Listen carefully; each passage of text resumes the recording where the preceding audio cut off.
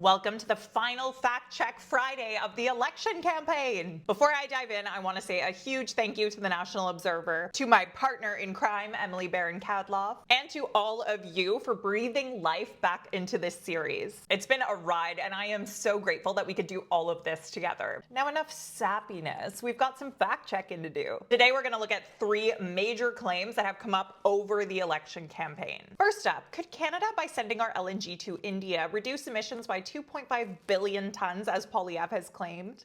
No. Let me explain. When asked during the English debate how he would balance climate and energy, Polyab said his government would bring home jobs while also bringing down emissions around the world. He explained that by sending Canadian gas to India, quote, to displace half of their demand for electricity, we could reduce emissions by 2.5 billion tons, which is 3 times the total emissions of Canada. But that's not accurate. See, Polyab is claiming that LNG is better than coal because it burns cleaner. The fossil fuel industry likes to say the same thing, but we know better. See, it looks like previous studies had not factored in the emissions produced during the liquefaction process, or methane leaking during transportation. Rather than being better for the environment, LNG can actually be significantly worse than coal. So yeah, that argument that Canada can drill baby drill as long as we export lots of LNG overseas, not only is it paper thin, but a look at the facts sends that paper thin claim right to the shredder. The Conservative platform also says they'd use Article 6 of the Paris Agreement to get credit for emissions reductions by, quote, exporting cleaner Canadian resources and technologies. Okay, this is another doozy. Article 6 of the Paris Agreement lays out how countries can cooperate with each other and transfer carbon credits,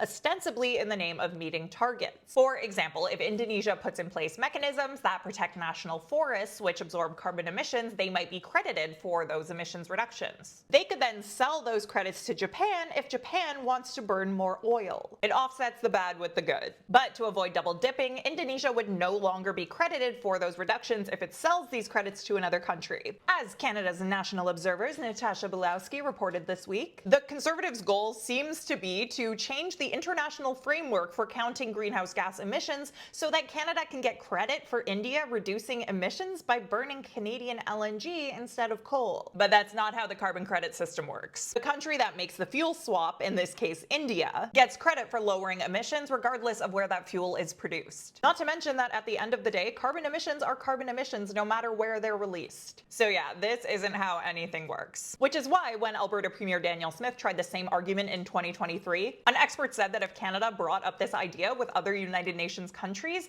we would be, quote, laughed out of the room. So the verdict on whether Canada could reduce emissions by 2.5 billion tons by sending our LNG to India? False. Next!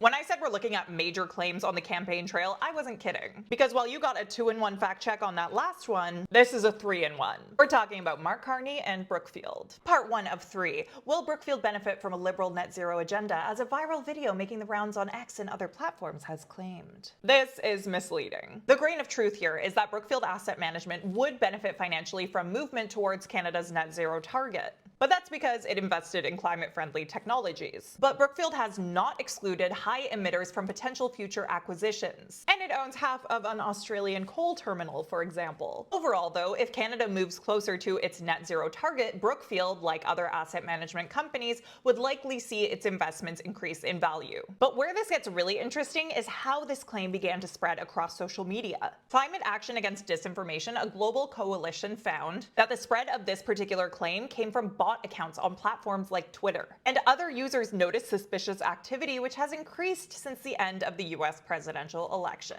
Alright, part 2 of 3. Did Mark Carney help Brookfield avoid billions in taxes by using tax havens? This is misleading. Several media outlets accurately reported that funds Carney managed during his time at Brookfield are registered in Bermuda. Many companies register their funds there because the country has loose corporate taxes and tight corporate privacy laws, which, you know, not great. The NDP and the Conservatives accused Carney of helping Brookfield skirt its tax obligations in Canada and of withholding money that would help Canadians. But Carney has defended the move, saying that registering the funds in Bermuda helps avoid paying taxes multiple times. What Carney did was legal and within the bounds of normal corporate investing. Whether you think those corporate investment rules should be changed is another matter. And for what it's worth, in 2022, Canadians for Tax Fairness named Brookfield as the corporation that avoided the most tax from 2017 to 2020. 2021. All right, part 3 of 3. The Liberals pledged to build modular homes in Canada because Brookfield acquired a modular building company and infrastructure. This one is misleading. It comes to us from our reader Ruth, so thank you Ruth. And it's been floating around platforms like Facebook for a few months. While there is truth here, it badly needs context. In March, Carney unveiled a plan to create a Crown Corporation Build Canada Homes, which would aim to double the number of homes built annually to 500,000.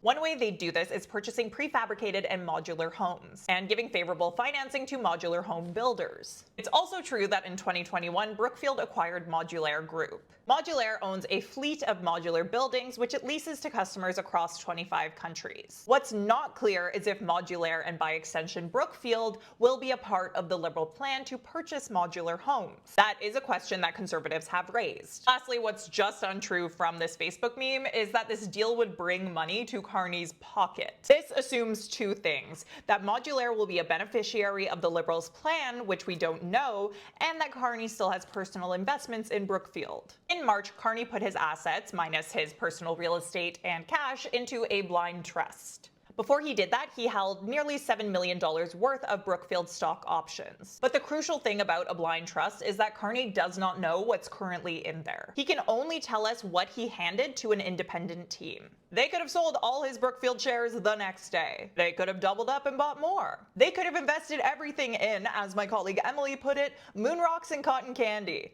That's the point of a blind trust. So, to summarize, all 3 claims I mentioned about Carney and Brookfield are misleading. Next!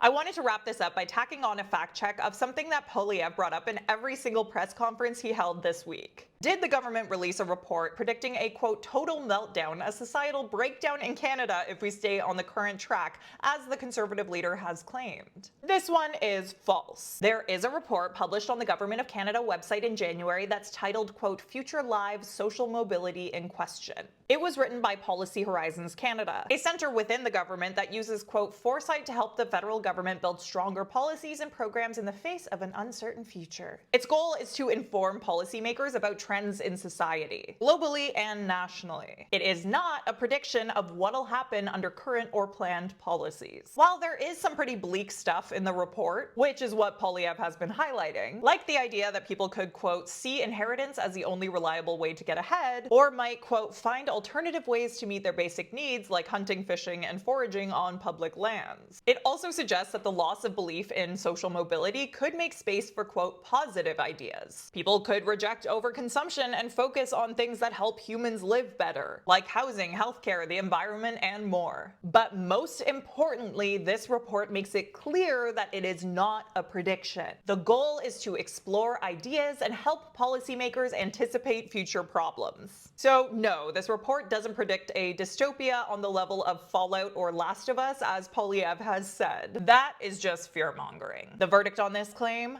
False. That is it for your final Fact Check Friday. I want to thank you all again for joining me, Emily Baron Cadloff, and the National Observer as we tried to sift through the campaign claims and find the truth. It has been a blast having you with us, and I hope you found our work helpful. You can check out the written pieces from Emily over at nationalobserver.com. And for the last time in this fact-checking series for the National Observer, what do you think of all this?